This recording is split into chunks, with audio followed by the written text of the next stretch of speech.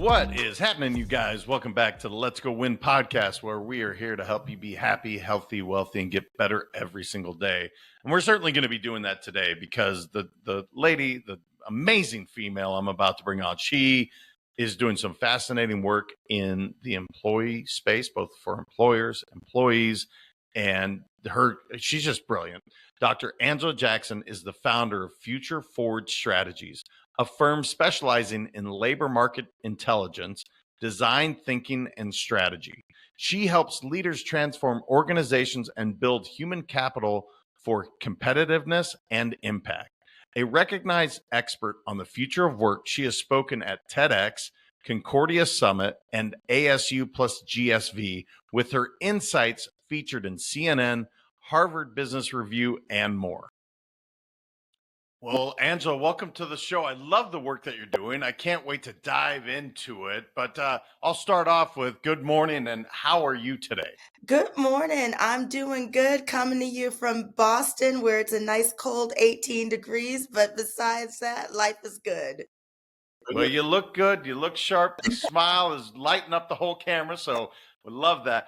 I'm just curious because I got a chance to look at the work you're doing, the impact you're making.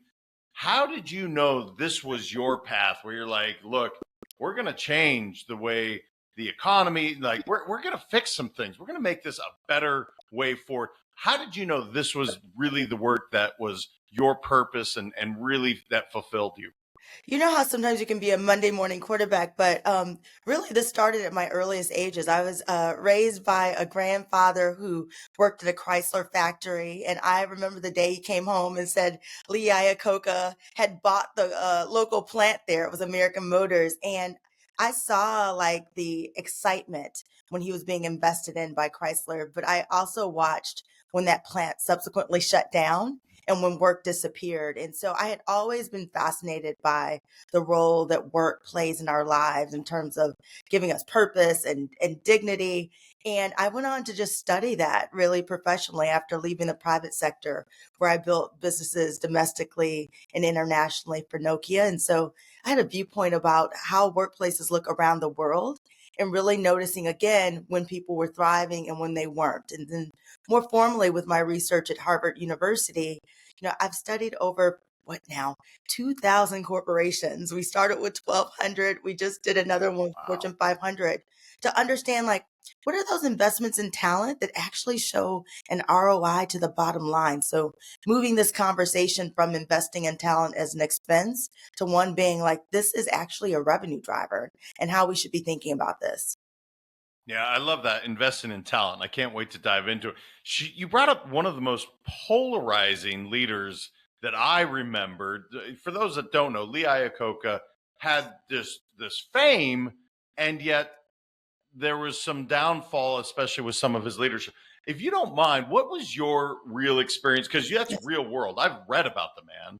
I certainly didn't experience any of his leadership skills, but your grandfather, it sounds like, was greatly affected by someone that had this burst. And then one of the, I guess, greater downfalls. What was your experience with that? Just he's such a polarizing figure as a leader. Well, I mean, one is just, I think for the case study, it shows the impact of a leader because my grandfather at the time worked for what was American Motors in Kenosha, Wisconsin. And so the plant wasn't doing good. So when Chrysler actually took over, it was bigger than just the Chrysler brand. It was about Lee Iacocca.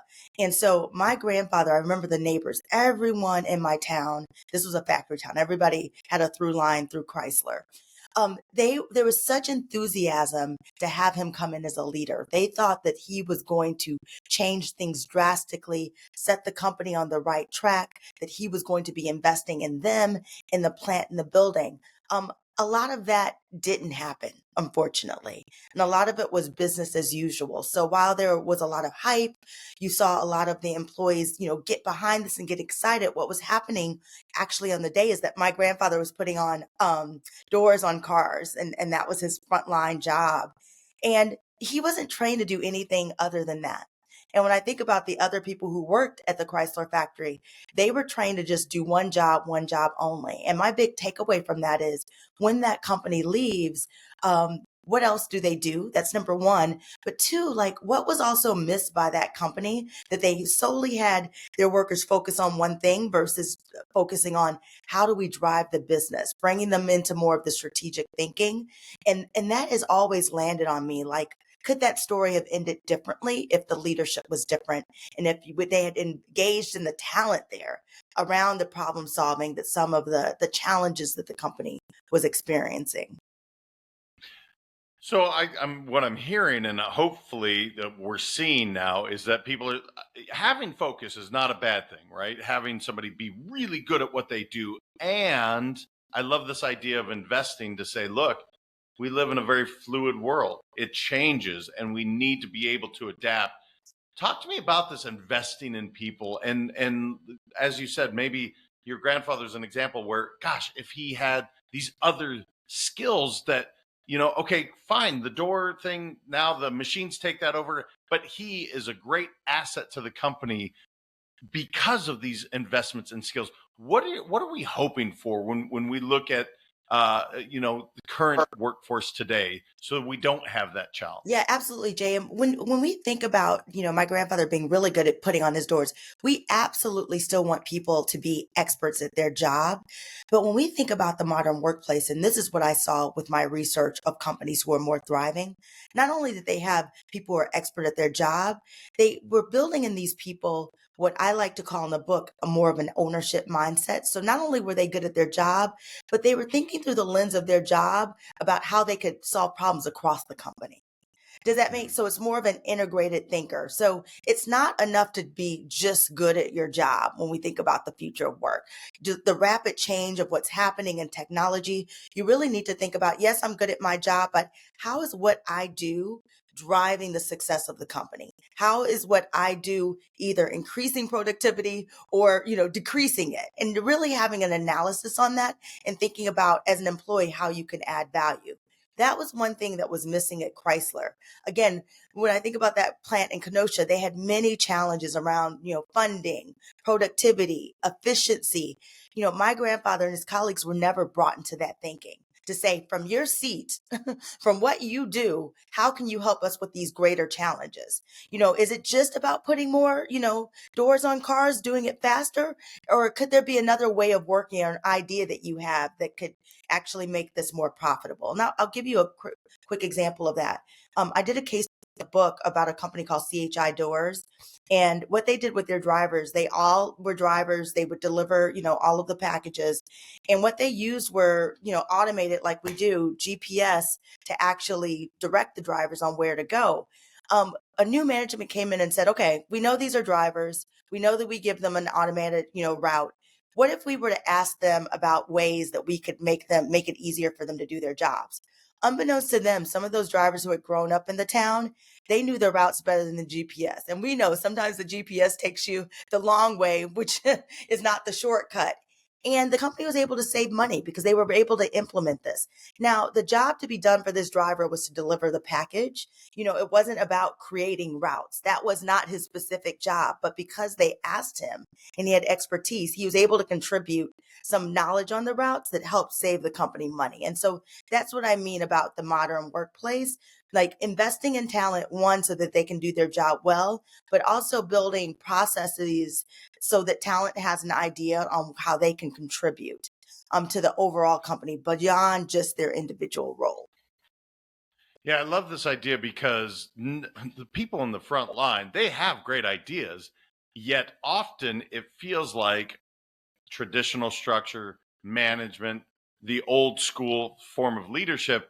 This is the policy, and we're just going to go with it no matter what. And you're missing some incredible opportunities. I think that's why I think of the TV show Undercover Boss, when the bosses would come in and they're just like their eyes did what mine did, like, oh my goodness, this was a policy that we put in place and it's not working at all. Why didn't you speak up?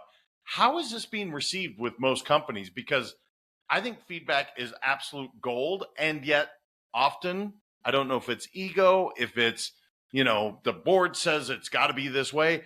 But oftentimes, I feel like such valuable feedback from people in the front lines, brand new people coming in, it's just not received and implemented. What are you seeing out there? So what I'm seeing out there when I looked at companies, we're doing unprecedented listening to employees. We're asking them lots of questions. The challenge begins is how do you operationalize those insights? And therein lies the problem. Like you said, there are some, people in leadership that think, hierarchical, we're the boss, we know the right way to go. But there's another set of companies that are using technology like generative AI to get more and more feedback and actually to think about how they operationalize the insights. I'll give you an example. For the book, Win-Win Workplace, I interviewed a global financial firm. What they are doing with every single department, and we're talking about 50,000 plus employees, is that they have employee listening in every single department, and they're asking real-time questions every week on how you can improve the business. They're doing this for their frontline branches, and it helped them improve performance at the branches. They were able to identify top performing and underperforming managers based on employee feedback. They're able to give training, and they're able to see the results by assets under management. As they made these kind of course corrections based on feedback, they measured what was the increase in assets, because when you have happy people who are on the front line in banking, they're going the extra mile to get more people to do business with them at the end of the day. I love that you brought up AI because it's such a big part of our world today. And I think people are starting to understand, like, look, AI is not going anywhere. This is a part of of what's happening moving forward. And let's use it to our advantage. Simultaneously, you're talking about really investing in the people so they are a more valuable asset. How are you seeing it being incorporated? Are you feeling like companies are embracing this? And yes, AI can reduce some of the redundant work that maybe some human being was doing, so that now they can use their creative mind towards other, potential efficiencies. How are you seeing companies really adopt and utilize AI? Because it's so fast, it constantly changes. I know I love it, but I know some workforce are like, they're going to replace my job, and I'm like, maybe, but maybe it gives you something different to do. It just lets you be more creative and do the things that maybe the computer, the AI can't do. Yeah, Jay, I'm so with you on that. So the big thing is, I always say that, and what we saw with companies is the AI is neutral. It's the strategy behind how the AI is going to be employed. And so what we're seeing with leading companies, and we just did a look at the Fortune 500. We also looked at some private equity backed companies. They're looking for use cases in every department. Companies are putting someone dedicated to AI in every single department to come up with the business use cases. So, yes, some of the business use cases are, how can we help people be more productive? How can we eliminate some of the mundane tasks, to your point, so people can be more creative? And the acknowledgement that we're getting from a lot of these businesses is that they don't think that the AI is going to replace people. They are doubling down and thinking that the human part of what people do becomes even more important in the face of AI. And so, how are you giving people more human touch through the business, informed, right, by the data and analysis that AI allows? Well, I love to hear that, and I hope people hear that loud and clear. Look, humans are going to be needed for a long, long time. You have things that the computer can't do. I want to just throw out a word, culture, because you're dealing with major companies. You're dealing with different types of cultures across. When I say that word specific to industry and business, what comes back when I say the word culture? Because I talk about it often. I coach on this. I'm really passionate about it. What kind of cultures are you seeing that are thriving versus maybe some that are getting left in the dust of some forward thinking companies? Yeah, what's really motivating me in this moment is that when we looked at companies, the way that they're thinking about culture, this culture around innovation and learning and experimentation, what we're seeing are more and more companies who are taking like the Google model, who are saying, you know what, let's give employees autonomy to maybe take 10% of their day or 5% of their day to work on an innovative idea that they think could actually help the company. So that's one example. The second thing that they're thinking about is how are they thinking about investing in training and developing their talent so that they can meet this moment? Unfortunately, we know that sometimes, K-12 schools and colleges lag behind the skills that are actually needed for the actual job. And so a lot of companies are like, putting their foot forward and thinking about how are they building internal almost training and universities. So instead of higher education, that they can actually train their people for just in time. Because one thing everyone knows is true, like when we think about skills, there's like a half shelf life now, right? And so there's going to be this continuous learning, continuous training. And so some of the best companies are thinking about how do they do this and how do they do it in a scalable way. So for example, Microsoft is taking a look at this. Amazon is taking a look at this about how, again, do they grow their own talent inside the organization and how are people advancing in that way? Well, these are some of the biggest companies driving our economy, so we may want to pay attention. Um, you have a topic on here that I'm really fascinated and I can't wait to hear. It says 9 evidence-based strategies to empower workers to become key decision makers. And the reason I didn't formulate my own question, I just think it's perfect the way it's said. But this is what I think everyone wants. You said earlier, people to be more ownership minded. I can't think of a company that wouldn't love for their employees to think like the owner, to feel like an owner, to really embrace that ownership model. And when you say there's ways to help them become key decision makers, I'm like, all right, I'm in. I want to hear what these 9 strategies are because everybody wants people to be more decisive and make great decisions and own it as if it's their own dollar that they're spending. I love that. And what we have to acknowledge in that is that, it takes some work to get to that point. That doesn't happen overnight.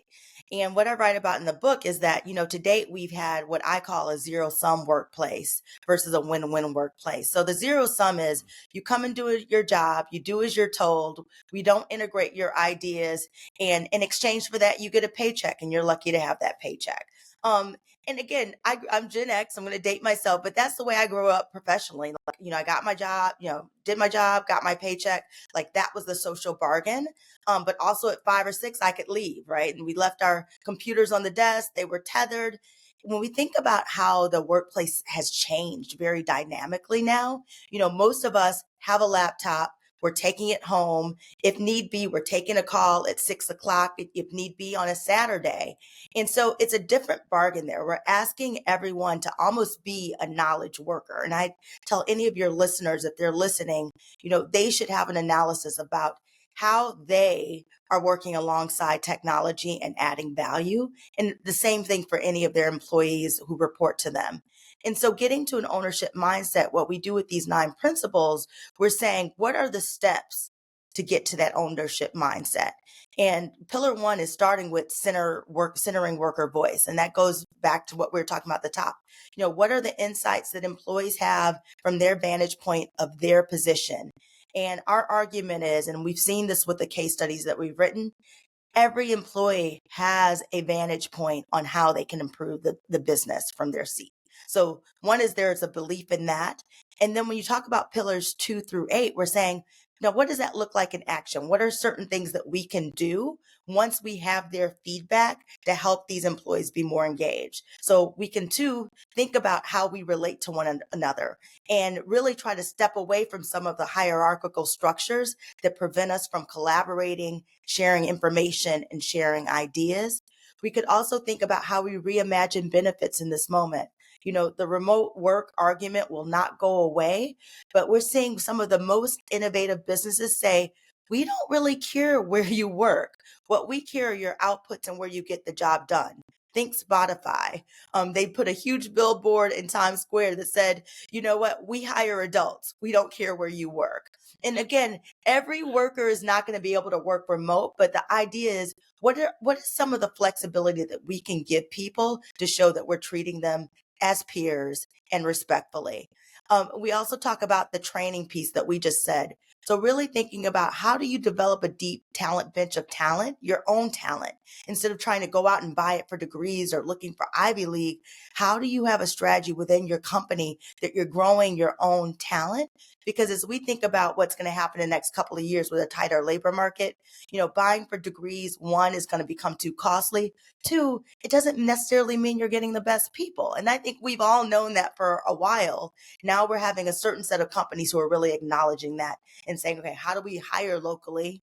How do we invest in training them? And we know when we do that, and we saw in our research, those people stay longer. They have a higher loyalty. They have a lower turnover. And that leads to that ideal state of having this ownership mindset. So if I'm a younger person that's listening right now, and I love what you just said, because again, degrees are great. Don't get me wrong. If you go to a high level education, fantastic. It doesn't equate to you being an awesome employee. It doesn't equate to you doing your job any better than somebody that didn't receive a college degree at all. That never made sense to me. And yeah, I believe in college, and it's not for everybody. So I guess my question would be, if I'm somebody listening right now and I'm younger, I'm going into this workforce, what are these companies looking for from me?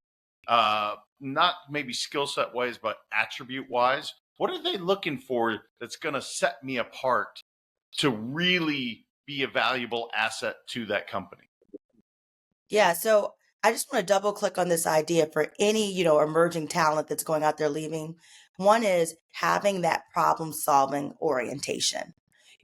I know that this, podcast, a lot of entrepreneurs listen to it. I talk a lot about entrepreneurs and entrepreneurs, that structure, because it's one is, identifying problems and thinking about what are innovative ways that that problem can be solved. Nothing's better than that than an entrepreneur. And where I get excited when I talk to more smaller and mid-sized businesses, I say you have a unique position compared to larger companies because you can actually offer talent the opportunity to mentor with the founder. If someone goes to work for Amazon, they're not, entry level, they're probably not meeting the CEO. If you work for a smaller, medium-sized business, you can, one, hire somebody who's entrepreneurial, and you can actually mentor them to be an entrepreneur themselves within the company, or they may go off and build their own company. But that's what the future we're seeing, and that's where companies are investing in. These problem solvers who have this entrepreneurial mindset, right, who want the autonomy to go out there and think about new innovations that can benefit the company and the bottom line.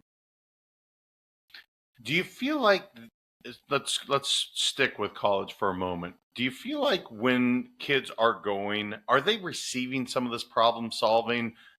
So much of what I we talk about often at dinner conversations, how some of the curriculum can be antiquated, where it's like that's not really applicable to the real world. That's fantastic that I don't know, all the capitals of all the states. Great, that's knowledge, but what is that really doing for you as an employee, as somebody that's really productive? Do you feel like education is catching up to say we got to do better, man? We got to really help these kids come out of college with this ability to go be productive. Just your thoughts on that. Yeah, and my thoughts, and full disclosure, and I shared this, I'm at Harvard University. I teach graduate students. And I'll say that when graduate students are graduating and they're looking for jobs, employers want to know what you have done. What is your work product?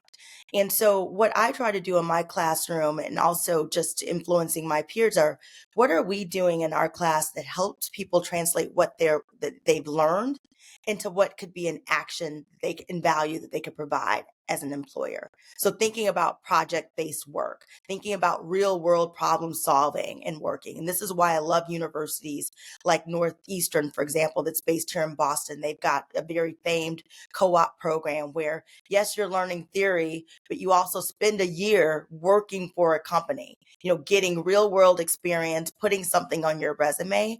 We're going to see more of that. And what that is that integration, that close partnership between business and education. Before it's been just far too separated. We really need to understand what's being taught in the class And is that just in time, and how that could actually be applied in a workplace? And so you see more and more programs with apprenticeships. There's a company called Craft Education. They created a model that's called apprenticeship degrees. So think you don't even need to go to an institution of higher learning. Imagine earning a degree for doing your job, getting a marketing degree, for example, if you've been working in the marketing department of a company, getting a business degree if you're working on the business side. I believe that's going to be the way of the future because it's more cost effective. And two, it's just more effective in general. If we think about what you'd be able to do with what you've learned after you finished and completed your studies. Yeah, I love that the hopefully the university systems are catching up to say, look, it's cool that you get this degree and we want some real world applicable skills before you leave this place. And I love to hear that. The other thing that I found fascinating, I'd be curious to get your take on this. You brought up the Gen X thing. I hear often, and it's I don't think it's warranted, but you're studying far more than I am. These younger generations, I think, get a bad rap where people are like, well, this generation, they just don't work as hard as we did and blah, blah, blah, blah, blah. And I'm like, holy cow, guess what? Maybe not, because they're so much more efficient with technology than certainly myself as a 46-year-old man. It's like, look, these kids run circles around me and they don't have to work as hard. What are you seeing out there and what are you feeling when it comes to these younger generations? Are they getting a bad rap, or what's the deal? Because I hear this all the time and I'm like, man, you are generalizing an entire group of people, and I just don't think it's fair. Not only is generalizing this like new demographic unfair, it's almost unproductive, right? Because they're fast becoming the majority of the workplace. And so what I'm seeing with companies who are like moving this conversation in a more productive way, they're thinking about what needs to be true to get the most out of this workforce. I'll give you an example. I interviewed for the book Joe Nolan. He's the CEO of Eversource. He's mid 60s, and he said to me, I'm around CEOs and they complain about this new generation. And he goes, I tell them I'm not interested. I said, I can't say that I understand them, but I know that they're my workforce. So I need to understand them. So I'm having my team to understand, to work to develop what policies do they expect? What benefits do they want? What are the ways of working again that help them be more productive? And I'm excited about that because what I call that in the book is a win-win workplace. We know who our talent is and we think about how do we get the most of the talent. And that's all, again, their ways of working, how they want to work, but also the skills that they're digital natives, and how do you take advantage of that? Yeah, you brought up this win-win. Again, my company's called Let's Go Win. So I'm a huge fan of the term. And I love creating where the employee's happy and fulfilled and the company, the employer is happy. I mean, that's what I think everybody's looking for. And another thing that you had said this, really looking at what did you get out of it? Not how many hours did you put in, but what did you actually produce? Daniel Pink wrote about it in Drive years ago, the result only work environment. That's what I care about. Unless you're in retail, unless you physically have to be there, who cares if you're there 80 hours a week? I would rather you're there 8 hours a week and get the job done. Uh, does that make sense of where I'm going? Because in my head, I'm like, I scream this from the rooftops, but often I feel like people are like, well, this is the way I grew up in the business, so they need to put in their time and be chained to the desk and put in those hours. I'm like, why in the world do you care how long they work? Don't you care about the total gross output? Is that the win-win you're talking about? I'm just curious. That's exactly the win-win we talk about. And what you described before is what I call a zero-sum workplace. This is the way that we've always done it. I cut my teeth, and I stayed, 5 hours past my boss because of optics, right? I needed to get face time. That's the zero sum because it's putting the onus on the employee, right? To bear the brunt of all of the policies, to put their head down, to be happy that they're getting a paycheck. And what the data is telling us is that more and more employees are willing to take a pay cut to have more flexibility, to have more autonomy. This is going to be the majority of the workplace. And so if we continue to operate in these kind of zero sum mentalities of this is the way I did it, we're going to miss a lot of A player talent because they're always going to have optionality. And the win-win is about, how can we create the conditions where someone can show up fully, do their job, feel like they're passionate, connecting with their coworkers, driving the business, because we know that the win-win is that drives products, that drives profits, that drives productivity. And at the end of the day, as a business owner, like that's what you want. You don't want to have someone seated in the desk because they're afraid of you. When we think about many of the fear-based motivations that happened with that zero-sum workplace, that energy can be channeled and refocused in more productive ways. And that's the argument that I'm trying to make with the win-win workplace.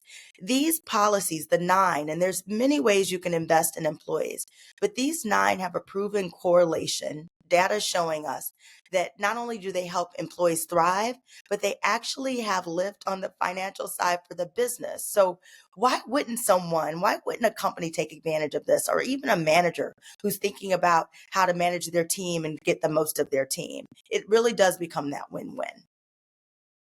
You said something I think is so important. I want to highlight it for a moment. You said you don't want them to fear you as a leader, because if you think about that for a moment, if you're in fear, that's basic fight or flight, right? You're going to either fight or you're going to flee, neither of which are very productive. And so, this old school, I'll call it management style from the 70s, 80s, 90s, early 2000s, this fear-based leadership, that's not what I'm hearing that's really working. What are you trying to do as a leader? What would, if I'm a leader listening, I'm like, all right, I don't want to do the fear-based thing. I want to inspire my workforce. I want them to absolutely, run through a brick wall because they want to. What is that leadership style? Is there specific attributes? Are there specific activities that these leaders should be doing to inspire their workforce? So, yeah, and I go back to the principles of the book. The first is really listening to them. And when you listen to them, a lot of feedback I get is, well, employees have lots of ideas. We're not going to be able to do them all. That is very true. And we saw with companies that even though they got a lot of these ideas, the ones that they weren't able to do, they were able to go back and say, look, of these set of ideas, these are the 2 that we can do. These are 3 that we want to do, but we can't do them right now, and give a rationale. And these that we're not going to do at all because they don't align with the strategy. We saw companies and leaders do this. And when we went back and interviewed their direct reports to say, okay, how did that feel? How did that land for you? A lot of them came back and said, okay, like the things we wanted them to do, we wanted them to do all, but like we understand that they can't do all. And then 2, they were just really happy that they had an audience and they felt heard and that they were Mm. responded to. So I would say as a leader, it's not about doing everything that an employee wants you to do, but it's about treating them with mutual respect. The 1, give them an audience so they can share their feedback. 2, bring them into your thinking around and strategy of the business and saying, okay, there are 5 things you want to do. These are going to be the 1 to 2 priorities, and let me explain to you why. So you're bringing them in, and that's the burgeoning of that ownership mindset. That's what you do with an owner, right? You bring them into your thinking, or a partner, and that's what you really want to achieve, what's going to be really important. And so leaders who are thinking that way and then actually listening, once you listen, the employees will surface insights, solutions, ideas that you can then use to leverage and design your strategy around. And then for us, it's a rinse and repeat, right? So once you implement that strategy, you'll learn, you'll ask for feedback again, right? And then you'll say what you can do, what you can't do, and then you implement again. And it really becomes this kind of, I say, fortuitous circle and cycle if it's implemented the right way.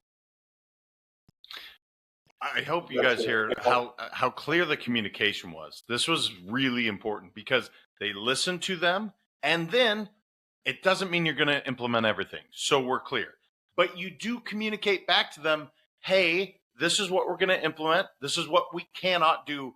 That's the part that I love that you said that. This is so important. People can deal with damn near anything but the unknown. Yeah. When you ask for feedback and then you don't talk about it, they're like, well, what's the point here? I don't even understand. Yeah, I was Um, just gonna say, not only yeah, do you not talk about it, or you get defensive. Just this week there was a case with Jamie Dimon when, someone stood up. They had a town hall. The town hall is, Jamie Dimon talking to the employees. The venue was like, you ask questions of management. That was the game rules. And they had one person stand up, and he asked about the return to work policy. And, Jamie, admittedly, he, reported this, kind of flew off. He cursed and said, I want people back in the office. And his stance was really defensive. And what happened from there is that the guy who gave the comment, his direct manager, sent him a note and said, pack your desk, you're out. And so that's the fear. And the fear was, Jamie asked for feedback. Someone actually asked a real question. They were shut down in that moment. And then subsequently, they were penalized by their manager. Not that Jamie told the manager to do this, the manager took it upon themselves. But that's what I'm saying about employee voice, or like performative. When you ask people their opinions, you can't just dismiss what they say combative. You need to take the time to actually understand, learn, and show them that you're actually interested in a dialogue and not just being performative. yeah, that was actually a pretty epic.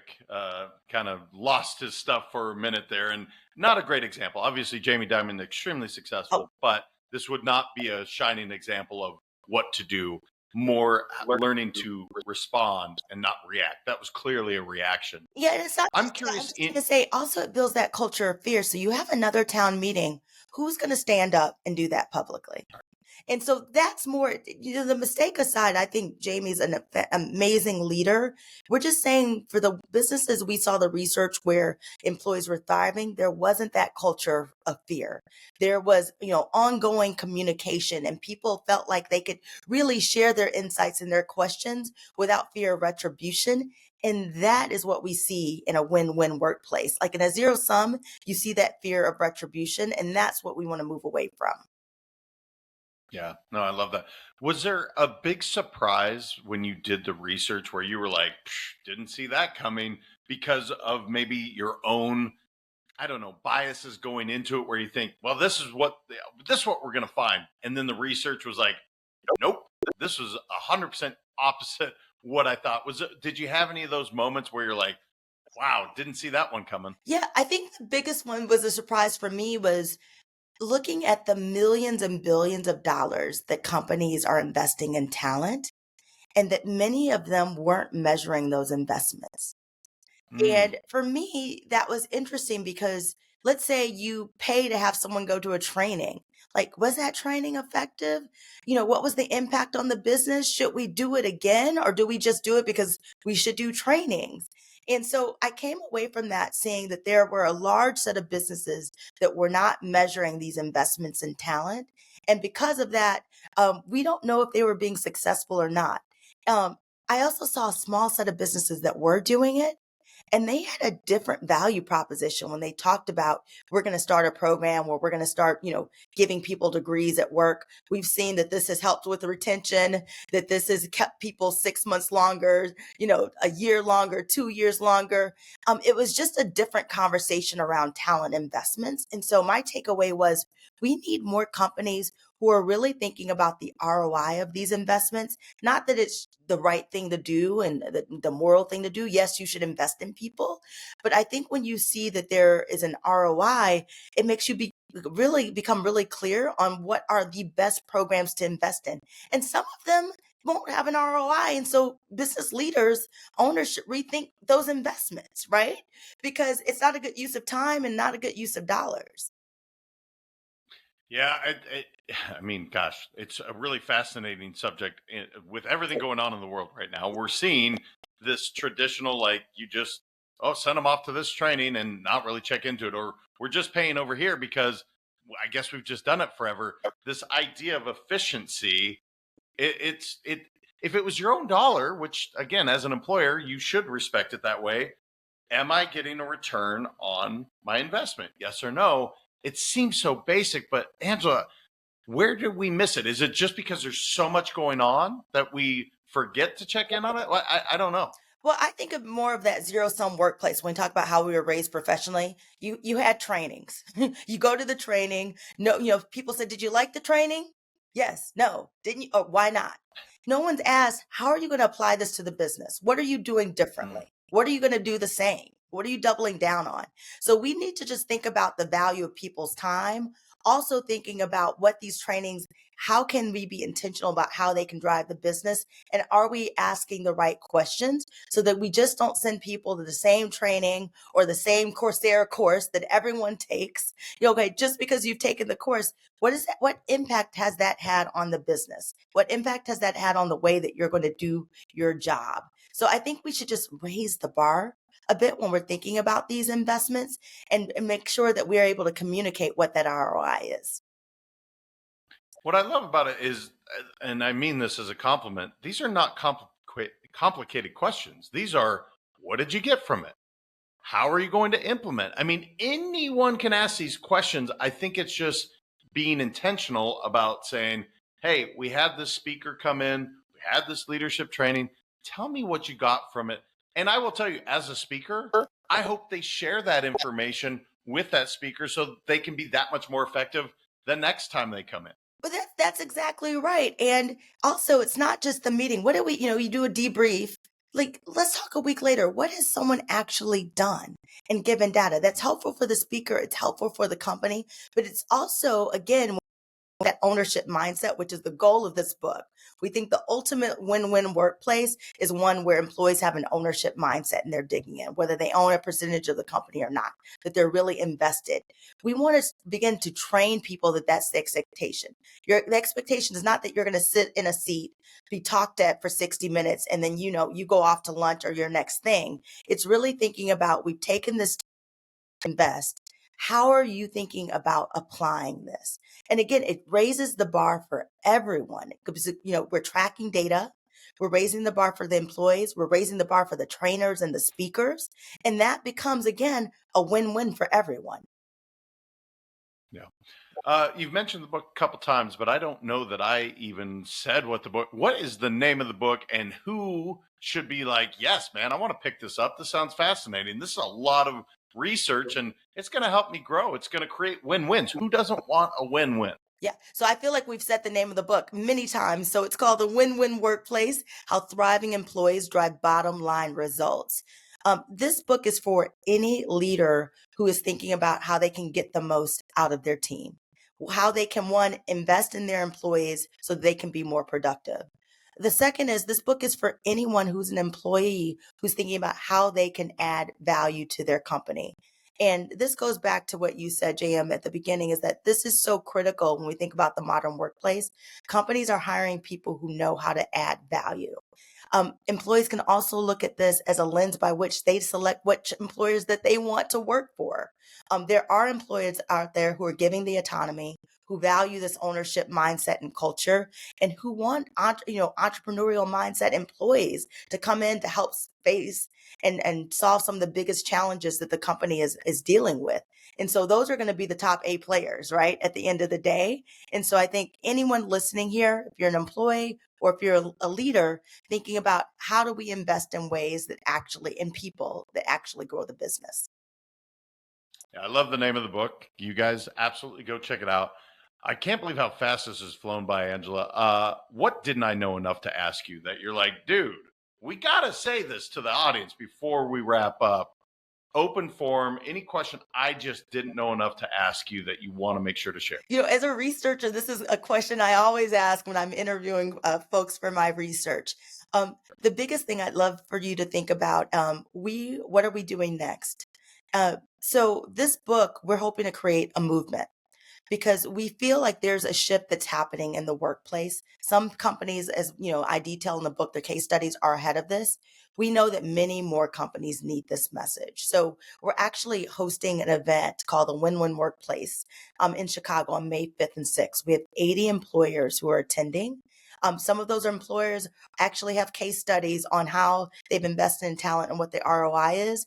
We have other companies that are coming to learn about this. And really what we're trying to do is build a community who are thinking along the lines of investing in talent and the ROI. So I'd love to invite your listeners to join. I'll give you a link that we can share at the end, and they can go to winwinworkplacesummit.org to find more details about that.